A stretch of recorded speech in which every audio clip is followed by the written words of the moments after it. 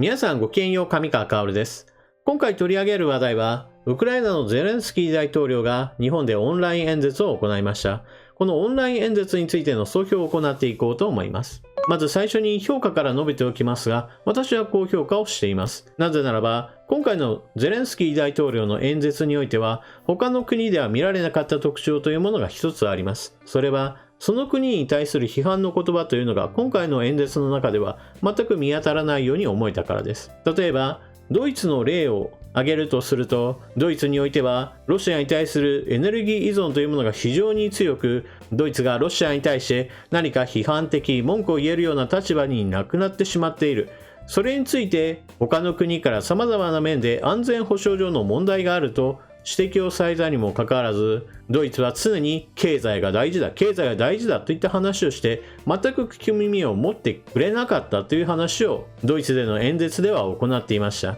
またスイスでの演説においては、具体的に企業名を挙げて、ロシアでの営業を続けることは、その国において納税をすることであり、それによって戦争する政権にお金を渡してしまうことなんだから、ロシアにおける事業は停止すべきだといったかなり具体的なことについても批判を行っていました。しかし今回においてはそのようなロシアとの国家関係またビジネスの継続性について日本に対する批判ということが出ることはなく、まず最初に出てきたのは日本に対する感謝の言葉が順番的に優先されていました。これは日本における演説にカスタマイズしているという意味において私はかなりうまくいっていると思います。では一体どのような点について日本に対する感謝を述べていたかといえば、アジアで真っ先にロシアに対する批判と経済制裁を加えてくれたことに感謝を述べていました。アジアにおける大国としては3つの国があります。日本、中国、インドです。中国とインドはこの件に関して言えばロシアに対する経済制裁はこの先もしないでしょ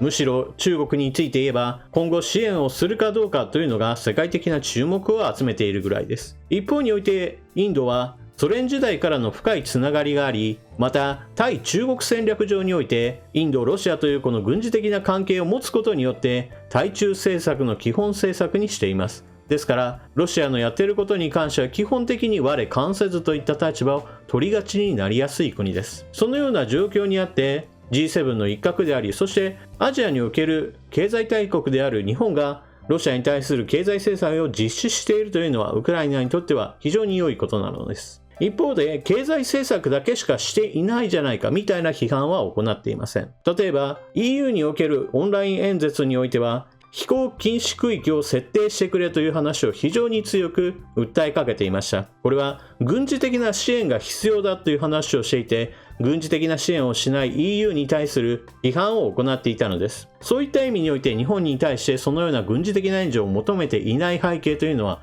そもそも日本がそのようなことをできないということを最初から知っているからこそその部分について触れていないわけです。このあたりゼレンスキー大統領の各国における演説というのはそれぞれの国においてどのようなことを話すかかなり細かく書き分けており、日本には軍事援助を求めるのはそもそも効果が全く見込めないということを分かった上での演説だということです。そして日本だからこその話というのは、例えば毒ガスを使う可能性などについても触れていましたし、また原発についての話なども出ていました。毒ガスで言えばサリンが日本では有名ですが、同様にロシアはシリアにおける毒ガス兵器の使用などについての話などもあり、決してウクライナで使わないとは言い切れない国です。また東日本大震災の時に福島第一原発で事故が起こりましたが、その時どのような対応をするかについてはウクライナのチェルノブイリ原発事故のその経験というものもあってウクライナとの交流というものが生まれていました。それに関連してゼレンスキー大統領は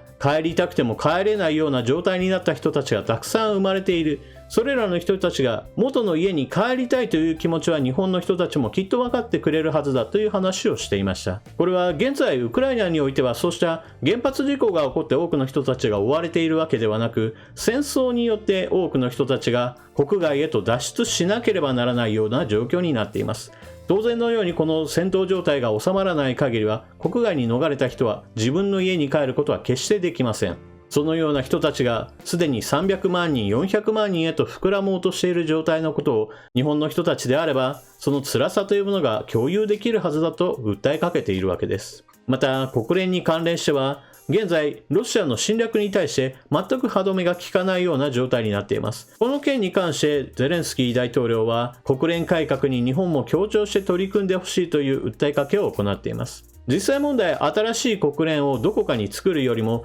今ある国連の常任理事国、ロシアと中国をいかにして追い出すか、その方が基本的には話はまとまりやすいことです。特にロシアについて言えば、本来であればその席はソ連に与えられたものであり、ロシアが別にその席に座っていなければならない理由は存在しません。本来であれば国連というのはこのような侵略行為を行う国に対してノーを突きつけなければならないのですが、国連の常任理事国が自ら侵略を行っているのですから、もはやロシアがこの場にふさわしくないのは誰の目にも明らかでしょう。そしてゼレンスキー大統領はこのような話もしていました。ウクライナにおいては日本の文化というものを尊重しているよという話から、絵ではなく音によるオーディオブックの作成に日本の昔話を使っていますよという話をしていました。これはウクライナの大統領夫人が声を吹き込む形で桃太郎の話をオーディオブックにしているもので、ウクライナにおいても日本のアニメやもしくは村上春樹の小説などが有名なんですよということが話の土台にあるようです。なお、この件に関しては日本国内の SNS 上においては、ウクライナの人たちは日本のことなんか全然知らないだろうに、こんな話を取ってつけたように持ってくるのは非常に悪辣だといったような批判をすることもおられるわけですが、実際問題全く異なっているようです。というのも、現実問題としては日本の方がウクライナのことを知らないのに対して、ウクライナの人の方がむしろ日本のことを多く知りたがっているような状況のようなのです。例えばウクライナにおける大学の日本語講座といったものがあるのですが、外国語、第2外国語、第3外国語といったそのような授業選択において、ウクライナにおいては毎年800人程度の人たちが日本語を学んでいるそうです。こういう話をすると基本的には何かビジネスに生かすために日本語を学んでいるんだろうなと思う方が多いでしょう。しかし実際そうではありません。なぜならば日本とウクライナとのビジネス関係というのは基本的には非常に薄いものです。一部の企業、特にインターネット系の企業がウクライナ企業とのビジネスを展開していたりはしますが、それは多くの人数がかかっているわけではないのです。むしろ毎年800人程度の人たちが日本語を勉強しているにもかかわらず、例えばウクライナに在住している日本人は100人から200人程度に過ぎず、また日本語を活かした企業就職の場はほとんどないそうです。ですから純粋に日本文化に興味があって勉強している人の方が圧倒的に多いというわけです。もしもビジネスに活かしたいというのであれば、例えば一帯一路構想の中において中国はウクライナに対して多大なお金をつぎ込んで、中国企業もビジネスを展開しようとしています。ですからウクライナにいる中国人留学生などは6000人規模いて、それらの人が今回の戦争においては取り残されるなどという事件も発生していたりもします。純粋にビジネスとして考えるのであれば、例えばアメリカに行くのであれば英語だし、また中国企業に勤めたいと思うのであれば、こちらもやはり日本語ではなく中国語ということになります。一方において、じゃあ日本においてウクライナ語を学んでいる人がどれだけいるのかという話になったら、基本的にはほとんど存在しないわけですから、圧倒的に日本の方がウクライナに無関心で、ウクライナの人たちの方がむしろ日本に対する親近感を持っているような状態だと言えるのです。そして日本にできることとして話していたのが、いずれはやってくる戦後復興の時に手を貸してほしいという話です。最初の方でも述べましたが、日本は軍事的な支援ができるわけではありませんから、基本的には人道援助であるとか経済的な支援といったものがメインになり、一方においてロシアに対しては経済制裁を行うといった形での支援しかできません。その話の延長として、もしも戦争が終わった時には日本は積極的に復興に手伝ってくださいよという話を持ってきたわけです。これは裏を返せば何かといえば、先ほどもちょこっとだけ述べましたが、中国は一帯一路構想の中でこのウクライナを非常に重要視していて、お金もつぎ込んでいました。ですから戦後復興の場合に、例えば日本が全く関わらないようなことになれば、焼け野原になったウクライナに対して中国がそれいけと大量に資金を投下し、中国資本で埋め尽くす可能性があるわけです。しかし現在のロシア軍の侵略に対して中国がどのような態度をとっているかといえば、ロシアを支援するかもしれないという話になっていて、ウクライナにとって中国はとてもじゃないが信用できない国となっているわけです。この辺りの関係性というものを考慮すれば、なるべくだったら中国の支配は受けたくないし、他の国、なるべく信頼できる国に経済復興を頼みたいなと思うのは私は当然の流れだと思います。残念ながら日本にそれだけの余力がないという問題は存在するものの、少なくともできる限りのことをしようと基本姿勢を持つことは非常に重要だと思います。というわけで私のゼレンスキー大統領の演説に対する総評でした。もちろんこれは私の受け止め方の話をしただけであり、皆さん個々においてそれぞれの方の感想は全く異なっていると思います。例えばゼレンスキー大統領の演説に際してはテレビ中継が行われ、そのタイムスケジュールなどが発表されていたのですが、その中において演説が終わった後においては1分間のスタンディングオベーションを行いましょうといったことが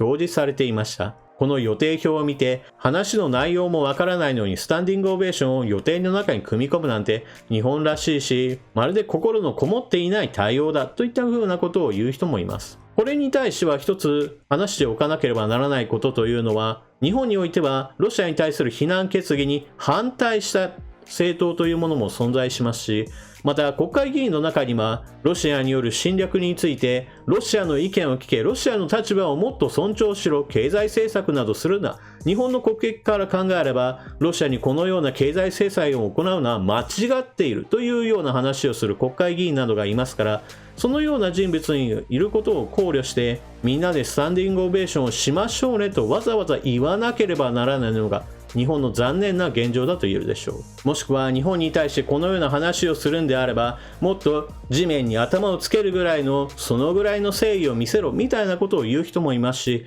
また大統領のような役職にある人がスーツも着ないでこんなふざけた格好で出てきて礼儀を知らないやつだなどと罵声を浴びせる人などもいます。このように人間が100人いれば100通りの考え方があるわけですから、私の考えと全く意見が異なる人というのも当然いるでしょう。しかしゼレンスキー大統領が演説をしたその相手というのは基本的には日本の総体としての国民ですから、私は全体的に言えば多くの人に受け入れやすい話をし、それによってウクライナに対する支援を引き出そうとする狙いそのものについては私は成功しているんではないかなと思います。あなたはゼレンスキー大統領の演説を聞かれてどのようなことを思ったでしょうか。ぜひともコメントしていってください。それでは動画を最後までご視聴いただきありがとうございました。チャンネル登録していない方はぜひともチャンネル登録を、そして動画を見合ったら評価ボタンのクリックもよろしくお願いします。それでは次の動画でまたお目にかかりましょう。またね。